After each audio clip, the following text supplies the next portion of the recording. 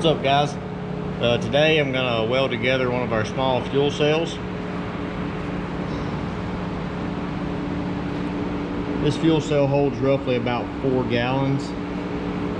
You've got return, vent, then you got your feed right here, and you can choose what size. This particular one is getting a 10 return and a 12 feed.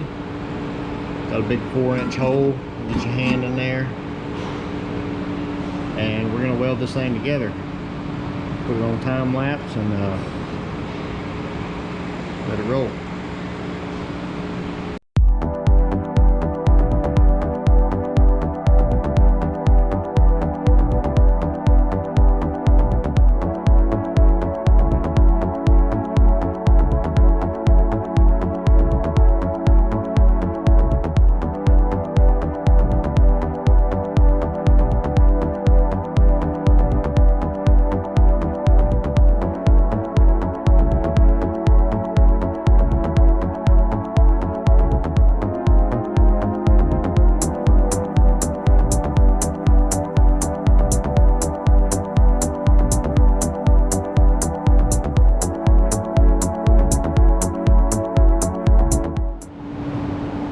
Okay, now we have our tank welded.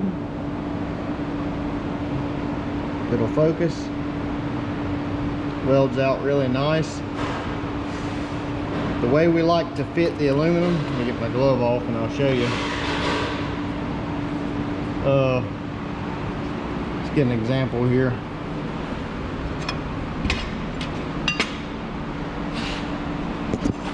Just a second. Got 2 scrap pieces of 3/16 here. This is how we like to fit whenever we weld.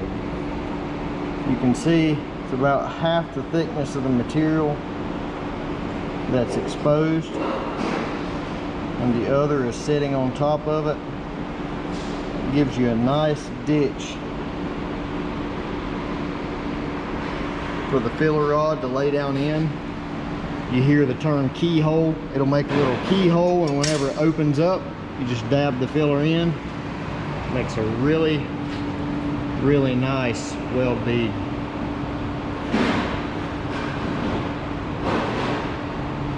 This is 1/8 inch. I was probably running about 105 to 110 amps, and I wasn't really pulsing. I was just dabbing the filler.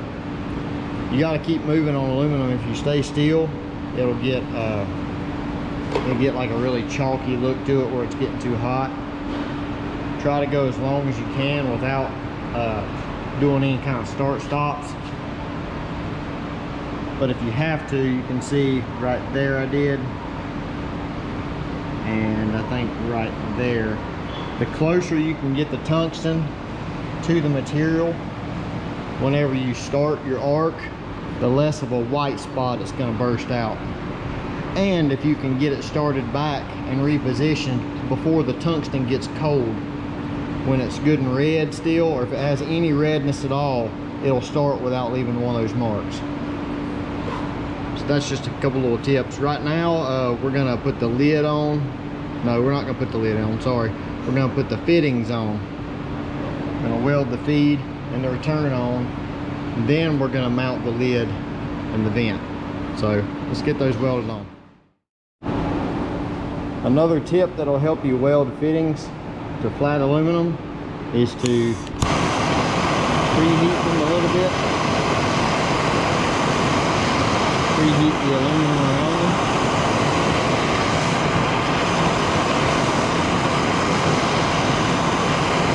This way, when you start your arc, you start moving pretty fast. You don't have to sit there and let the arc jump from the fitting to the flat surface back and forth and decide where it's going to end up,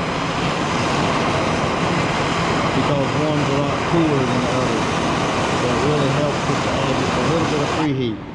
That's about all it takes.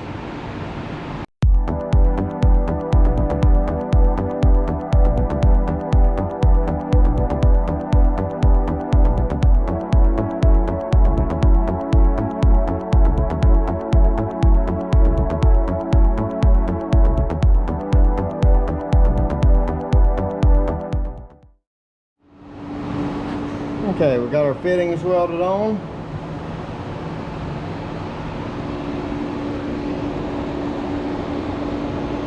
All good to go there. Now we're going to install our vent and our lid.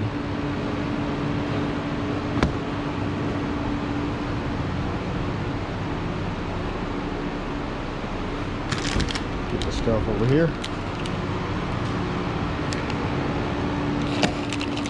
Alright, the vents that we use, just simple, Vibrant, part number 16718. Just a standard rollover vent.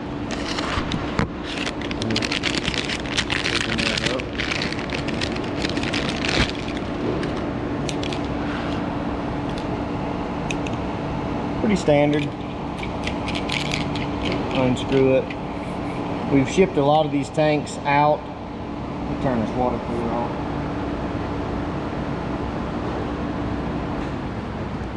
So y'all can hear me. We've shipped a lot of these tanks out and they get them and they're rattling around. See the little stainless ball there?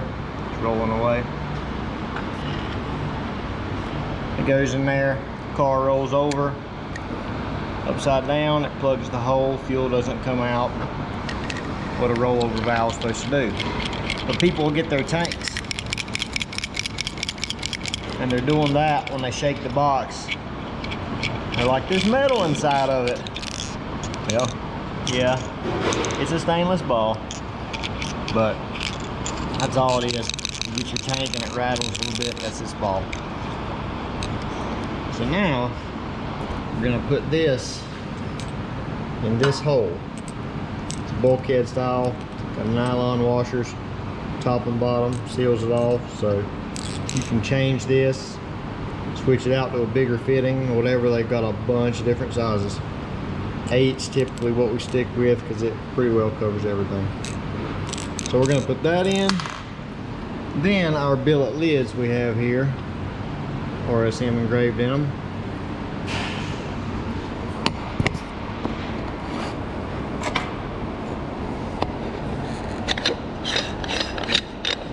Unscrew here. Got coarse thread, I think it's 8 threads per inch. Nice O-ring seal around here. We like the coarse threads because, see, it just starts so easy. No fighting the fine thread stuff. Sometimes we'll put some Vaseline on the O-rings to keep it from drying out with the fuel. So we're gonna get this put on. Or we got a little gasket that we put under it. Use stainless hardware, and then we'll be about done.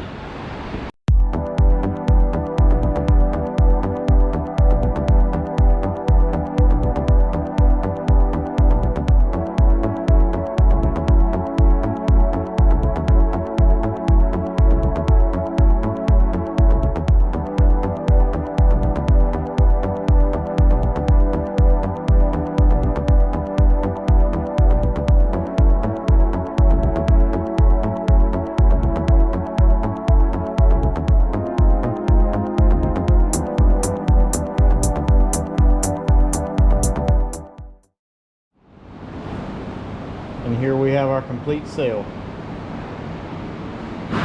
This one's already sold. Just filling some of our online orders. We always face the RSM backwards because this will be towards the front of the car. You always want your vent and return on the front side, so when you accelerate, it's not back here pushing the fuel up. You got your feed back here. So that way when you open the hood, you see us. And that's how you make one of our small fuel cells. These are available online for $390, just like this one sits. You can choose your fitting size. So if you need one, give us a shout. Thanks.